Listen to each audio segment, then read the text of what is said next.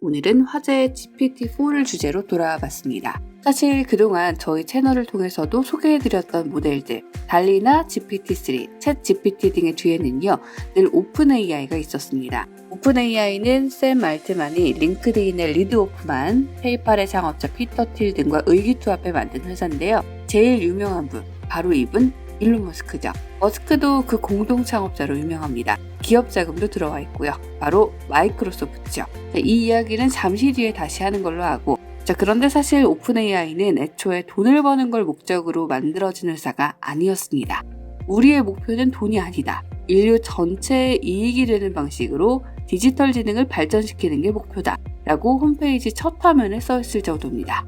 우리 연구의 목적이 돈이 아니니까 인간에 긍정적인 영향을 미치는데 더 집중할 수 있다라는 건데 더 읽어볼까요? 우리는 인공지능이 인간의 자유의지를 반영해야 한다고 믿는다. 어느 한 사람의 뜻이 아닌 가능한 모든 사람의 것을 균등하게 담아내야 한다. 이 모험의 결과는 불확실하고 과정은 힘들겠지만 이런 목표가 맞다고 본다. 이 분야에서 제일 중요하게 여겨져야 할 것이 바로 이러한 목표다.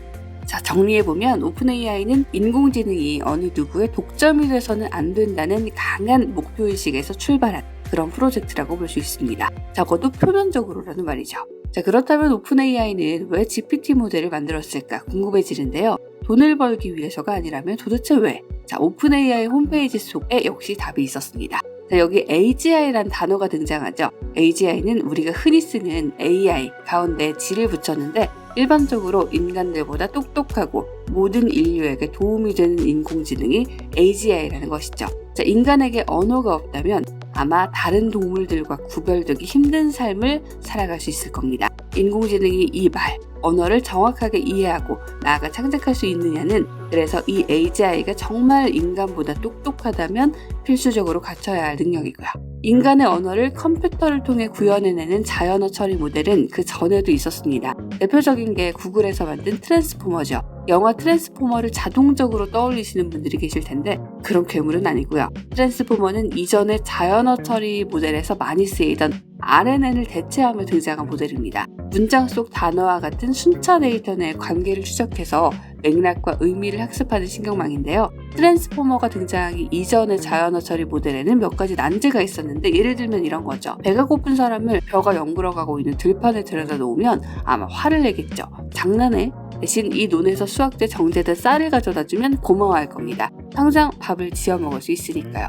인공지능도 마찬가지입니다. 아무 데이터나 가져가서 우겨 넣는다고 컴퓨터가 학습을 할 수 있는 게 아니라 인공지능이 학습할 수 있는 형태로 데이터를 가공하는 라벨링이 필요했었죠. 트랜스포머가 대단한 건 이 라벨링된 대규모 데이터 세트가 없이도 신경망 훈련이 가능하도록 문을 열어줬던 거고요. GPT 얘기하다 갑자기 왜 트랜스포머로 빠지냐고요? 이걸 이해하셔야 GPT를 논할 수 있기 때문입니다. GPT가 갑자기 한순간에 등장한 건 아닙니다. GPT가 처음 공개된 건 지난 2018년인데요. 바로 이 트랜스포머가 깔아준 카펫에 걸음을 걷기 시작한 게 GPT라고 할 수 있으려나요? GPT는 트랜스포머를 한 단계 더 뛰어넘어서 라벨링되지 않은 텍스트 데이터를 이용해서 모델을 미리 트레이닝 시킨 후 특정 태스크에 맞춤 파인 튜닝하는 방식을 사용하기 시작합니다. GPT의 플레이는 Generative Pre-training Transformer만 살펴봐도 알 수 있죠. 큰 제약 없이 데이터를 컴퓨터에 공급할 수 있게 되니 학습량도 기하급수적으로 늘 수 있었는데요. 첫 번째 GPT 모델의 학습량이 7,000권 정도의 책에서 나온 대략 4.5GB의 텍스트였다면 2019년 2월 두 번째 GPT 모델의 학습량은 40GB로 늡니다. 800만 개의 문서를 학습했죠. 2020년 6월 공개된 세 번째 버전의 학습량은 또 10배 넘게 늘어난 570GB. 그로부터 3년이 지난 2023년의 GPT 모델, 공개하진 않았지만 굳이 말씀드리지 않아도 체감하고 계시리라 생각합니다. 그렇게 탄생한 GPT-4는 단순 정보를 취합하는 걸 넘어서 창작도 하고 협업도 합니다. 그저 수동적으로 정보를 제공하는 것에서 나아가서 나의 자아와 함께 글쓰기도 도전하죠. 예를 들면 이런 겁니다. 신데렐라의 줄거리를 A부터 Z까지 끝말잇기 하듯 이어가는 단어로 얘기해봐라. 인간도 해내기 힘든 이 과제를 GPT-4는 줄줄 타이핑해냅니다. 재료만 줘도 이 재료로 어떤 요리를 해야 할지 조언해주며 문서를 주면 요약까지 완벽하게 해내고요. 오픈 AI 측은 GPT-4가 내부 평가에서 GPT 3.5보다 허용되지 않은 콘텐츠에 대한 답을 할 가능성은 82% 낮고 더 사실적 응답을 할 가능성이 40% 더 높다고 밝혔을 정도로 좀 더 안정적 사용을 위해 노력했다고도 밝혔습니다. 자, 앞서 말씀드렸듯 오픈 AI가 처음 비영리 단체로 출발한 이유는 주주들이 아닌 모든 사람들을 위한 가치를 주축하고자 했기 때문이죠. 모든 것이 세계와 공유될 거라던 자유롭게 모든 기업, 사람과 협업해서 새로운 기술을 만들어낼 것이라던 오픈 AI의 뒤에는 그러나 거대 자본이 서 있죠. 바로 마이크로소프트입니다. 물론 마이크로소프트의 자본이 들어온다는 걸 알리는 글에서조차 오픈 AI는 핵심 가치를 깰 생각은 없다고 말합니다. 인공지능이 전 인류에게 유용하도록 하자는 우리의 미션을 달성하기 위해 오픈 AI는 Kept Profit 컴퍼니로 남기로 했고 대신 여전히 비영리 회사인 오픈 AI의 지배를 받는다. 이 구조는 우리가 우리의 미션을 달성하기 위한 자본을 조달하면서도 우리의 핵심 가치를 훼손하지 않는 것을 가능케 한다. 우리는 오픈 AI의 모든 모델을 트레이닝시키는데 마이크로소프트 애저 기반의 슈퍼컴퓨팅 시스템을 사용하고 있다. 애저의 특별한 아키텍처 디자인은 대규모의 인공지능을 최고의 퍼포먼스로 훈련하는 데 필수적이다. 자, 그런데 이런 사진과는 달리 이름에서 오픈을 떼야 한다는 이야기가 바로 이 대목에서 나오는 거죠. 일단 모델을 오픈소스화하지 않고 있습니다.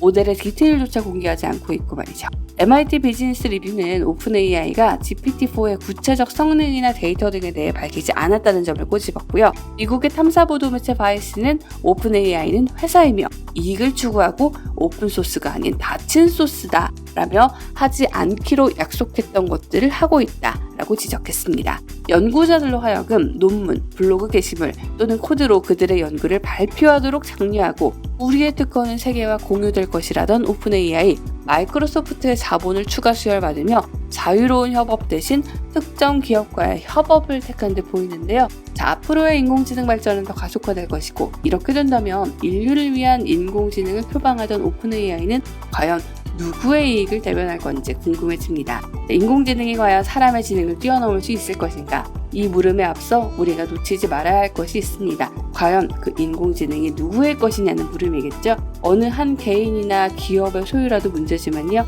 이것이 아무도 신경 쓰지 않는 공공재처럼 된다면 더 문제입니다. 지금 이 시점에 우리가 고민해야 할 점은 인공지능이 어느 정도의 수준까지 발전할 것이냐 보다는 어떻게 이것을 관리하느냐에 있는 것 같은데요. 이것은 우리 모두의 과제입니다. AI 네트워크가 이 생태계를 만들어 나가고자 하는 이유도 바로 이 지점에서 출발하고요. 자, 이 생태계가 궁금하시다고요? 구독과 좋아요를 누르고 앞으로도 계속 함께 해주세요.